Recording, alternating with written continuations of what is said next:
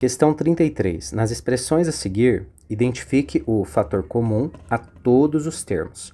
Bem, antes da gente começar, vamos relembrar alguns conceitos aqui. Que história é essa de fator comum e o que a gente quer dizer por termos? Vamos lá.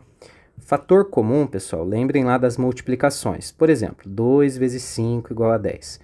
Cada número que está sendo multiplicado, nós chamamos ele de fator. Então, nesse caso aqui, o 2 é um fator e o 5 é outro fator. E a gente transfere essa relação para dentro da álgebra, ou seja, quando envolve letras. Por exemplo, 3y. 3 é um fator e y é outro fator. Por quê? Porque entre esse 3 e esse y existe uma multiplicação, beleza? E agora, o que é, afinal de contas, termo? Termo é cada elemento da nossa expressão algébrica, beleza?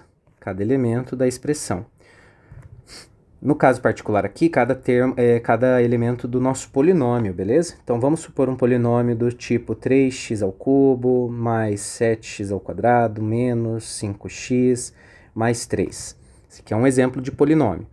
Cada um desses elementos aqui, ó, desses monômios, é um termo da nossa expressão, do nosso polinômio, beleza?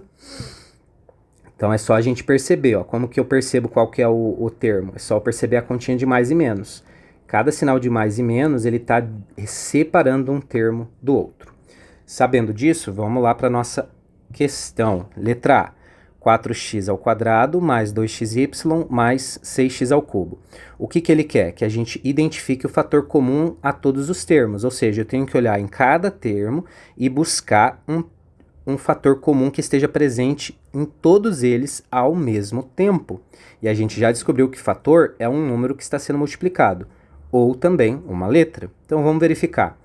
Bem, aqui eu tenho 4, aqui eu tenho 2, vamos olhar só os números. E aqui eu tenho o 6 nos nossos coeficientes, beleza? Então, olhando assim à primeira vista, dá a impressão que não tem nenhum fator comum, não é verdade? Porque no primeiro termo nós temos o 4, no segundo nós temos o 2 e no terceiro nós temos o 6. Mas a gente não pode ser precipitado. O que a gente tem que fazer? A gente tem que fatorar esses números. Sempre a gente tem que fatorar. Então vamos lembrar lá. 4 nada mais é do que 2 vezes 2. O 2 é simplesmente o 2, né? Porque ele é primo. E o 6 é 2 vezes 3. Para quem não lembra, um jeito muito rápido e fácil de fatorar é a gente fazer a decomposição em números primos, beleza? Então aqui, na verdade, o que a gente acabou de fazer aqui é justamente isso, ó, decompusemos esses números em fatores primos. Então o que isso nos permite? Nos permite perceber, ó, que existe um fator comum aqui dentro desses três termos, beleza? Ó, aqui eu tenho o 2, aqui eu tenho um 2 e aqui eu também tenho um 2, ok? Então já descobrimos um fator comum, que é o 2. Vamos descobrir mais um, ou se tiver, né? Vamos lá. Então aqui a gente tem o x, né? Ó, aqui eu tenho o x também, olha, beleza? E aqui eu também tenho o x, mas o que acontece? Aqui eu tenho x ao quadrado, no nosso primeiro termo, eu tenho x ao quadrado. No segundo, eu tenho x elevado a 1, né? Como não aparece, a gente sabe que é o 1. E no terceiro termo, eu tenho x elevado ao cubo. Sempre que isso acontecer, eu tenho que escolher o menor expoente, beleza? Então, o fator comum vai ser o x elevado a 1. Eu não preciso escrever aquele 1, né? Beleza, tem mais algum fator comum? Não tem, né, pessoal? Vamos apagar isso aqui para a gente ver melhor. Mas, ó, note aí comigo.